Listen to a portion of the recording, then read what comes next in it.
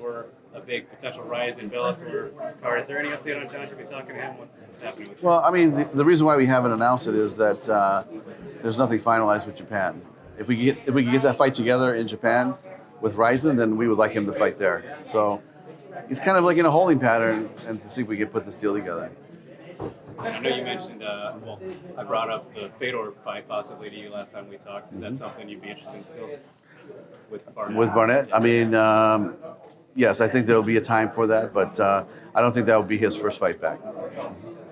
How's the draw on Saturday going to work? Is this something they're doing inside the cage? Is it backstage after the event? How does that? What's the plan there? Well, from when the last fight happens for the tournament, which will be the Archuleta Pit Bull fight, then the winner will continue to move up to the stage where all the other contestants that have already fought in the tournament will be waiting for him, and then we'll start the drawing process.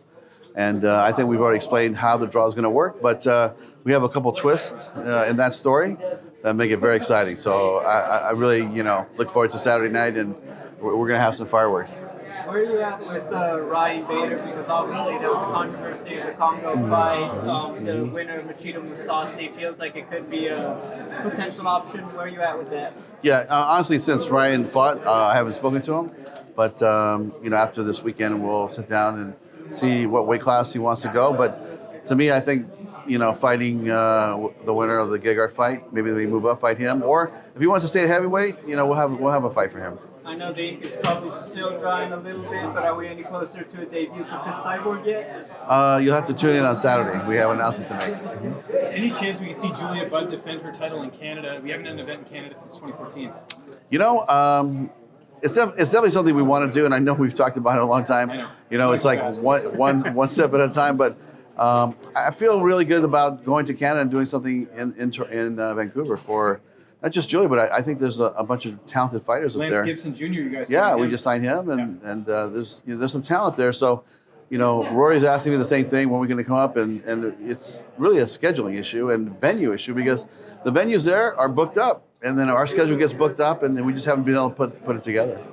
Have you paid attention to how ticket sales went well for the last UFC card in Vancouver? There is an appetite. Does that sort of influence your decision? No, absolutely. I mean, I think there is an appetite for mixed martial arts, but again, there's so many hockey dates up there that are booked. The arena concerts. It's not an easy venue to get into.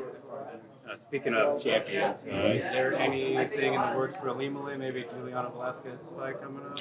You know what? We do have something planned for her, but it's a little bit premature. We're still trying to work out the details, so that's something that we probably won't have ready for another week or so. But she will fight before the end of the year. Is Velasquez kind of top candidate? We're still thinking about the opponents, but her name is definitely in the mix. Scott, what's the holdup right now without the Japan card? That's a tricky question. That's a really tricky question. I mean,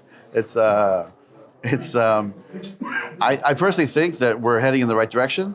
It's gone back and forth, but you're talking about different TV rights, different sponsor rights, and it's just challenging dealing with a foreign country where things tend to be a little slow, where we move a little bit quicker, but it's I think it's heading in the right direction.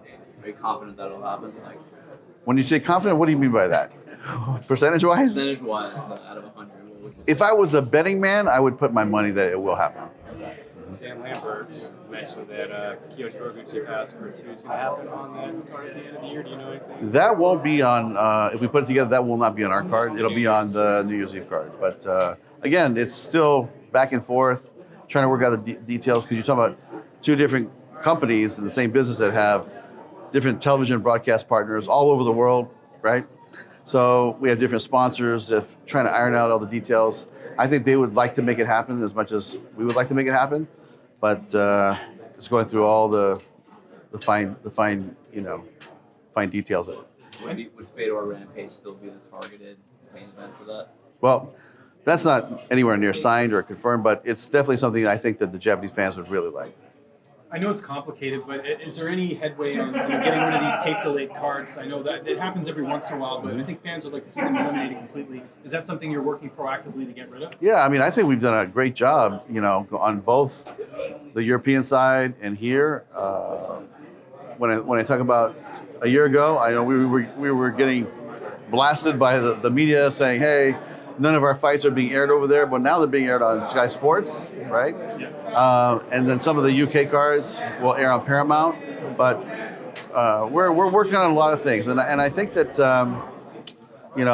within the next 4 or 5 months, I think that we'll have a solution worldwide for both, or all over the world actually. We'll have an area for our fights to air, and like for instance, like the Japan thing, it's where does that air? We're trying to figure it out, but I think that we found a solution for that here. The time frame is a little different, so we might start a little earlier. So those are the details that we're trying to work out. But listen, our commitment is to try to make it easier for the fans to watch our product, and it's not always easy, but we're making headway, and I think that give us a couple months, I think we'll have a big announcement to make. On that note, for fans who may be confused, how do you watch Bellator in Ireland tomorrow if you're in the United States? It's on. Well, here's the thing. It's the Paramount side is going to be on Paramount, right? And the prelims will be on our app, and then the UK side will be on our app as well.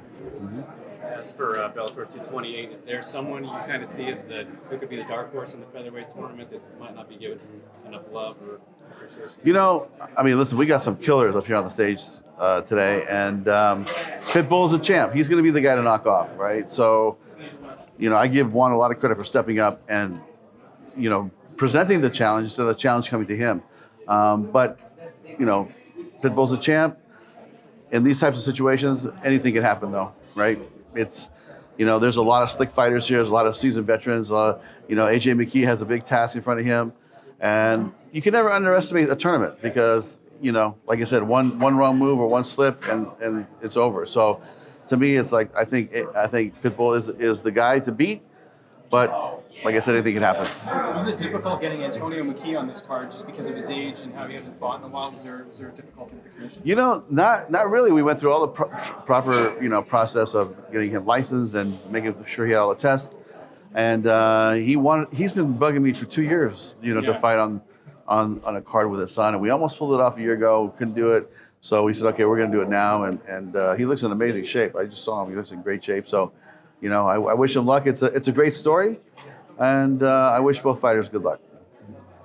So Access TV now is out of the MMA business temporarily. Would you like to see the Zone pick up LFA? Maybe boost the MMA content on that platform? Yeah, that's really, it's something you should ask the Zone, actually. And I think that they'll be here at the weigh-ins tomorrow. But listen, more MMA on the Zone, the better for everybody. And the LFA guys have been doing a great job. Access TV, I don't know if you guys know, but they have had a long run. It's been quite a run. My experience with Andrew and all the guys there have been fantastic. In 2007, Strikeforce had a 1-year run with Access before we went, bought Pro Elite, jumped to Showtime, CBS.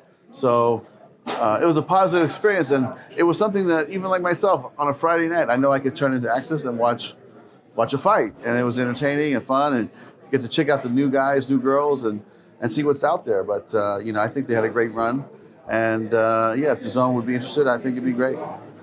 Are any concerns about the fight audience in LA being divided with the Spence and Porter fight going on a few miles away? Yeah, you know what? I think there is some crossover, but you know what? Look, we have a great fight card. They got a great fight card. It's great for the fans of LA to have in combat sports to have a choice. So, we'll see how that goes. Will you see Pitbull go back up to 55 after the tournament, or is right now just kind of too far away? I think he would like to as well. I think he'd like to defend both belts. That's what I think. Is there any plan to do something with that title while he's in the tournament, an interim belt, something like that? Yeah, we have Benson fighting, and we have a couple other ideas as far as who's going to fight between now and then. But Pitbull might have some breaks in between the tournament. Like if he doesn't fight till March, maybe he fights Saturday night, and then if he picks a fight at the March slot or wherever he ends up in the tournament, maybe he could fight in between, and we would definitely welcome that. Because you know those venues and dates for the quarterfinal. I do, but I'm not going to tell you. No, I'm joking. I don't. We're not ready to release it yet. We're still signing contracts, but hopefully by Saturday we'll have something fun to announce. Are you guys looking at any more featherweights to add to the women's division, like Kat Zingano, who's currently a free agent? Yeah, I think my guys are talking to her, and not just that particular fighter, but any free agent that's out there. We're talking to everybody, and so if there's a free agent or somebody getting to free agent, to me that's how you know what your value is going to be. So to me, it's like my guys are scouring the planet looking for the next top talent and talking to all the free agents, and we're going to be here. We'll be active bidder for everybody's talent. Once it's actually booked, Cyborg and Julia Budd, where do you think that would rank in terms of best fights of all time in Bellator history? Because we haven't had a situation like this really in a while, where someone comes over, a huge free agent from the UFC, and fights a homegrown Bellator champion. Yeah. I mean, listen, that it would definitely be special, and but I think there's going to be more to come. I think that fighters are going to be looking for the best deal possible, and I think that's going to require them to to move around, and it's going to go both ways. It's going to go this way to that way. It's going to come this way, and it's not just going to be one way. But we're gonna do our best to keep building this roster. And if you look at this roster 3 years ago, 4 years ago, it looks nothing like it does today. And I think there's been a lot of hard work on our guys, not just finding the free agents and buying from the top down, but also building from the ground up, which I think that we're very good at. So that's the future. Speaking of free agents, Rashad Evans has announced he's looking to come back, and he's got a history with quite a few guys under the Bellator banner. Mm-hmm. Any interest in bringing him aboard? Yeah, you know what? I think my guys talked to him, but I'm not sure. We haven't. There hasn't been any serious discussions or anything like that. We've been focusing on the LA fight and trying to work out the fight in Japan and Hawaii and different obligations that we have. But I know that his managers reached out, and I think there's some type of dialogue. But who knows? You talked about the winner's Saturday's main event, possibly fighting Bader for the light heavyweight title next. Was there ever consideration to do this fight on Saturday at 205? What do you mean? Was after the? What? I didn't understand the last part of your question. Was there ever any consideration of doing this fight on Saturday at 205 instead of 185? Oh, I see.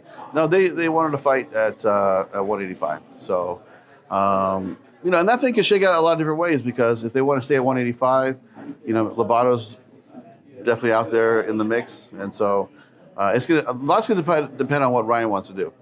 Is Lovato healthy right now? Is he ready to get back in there?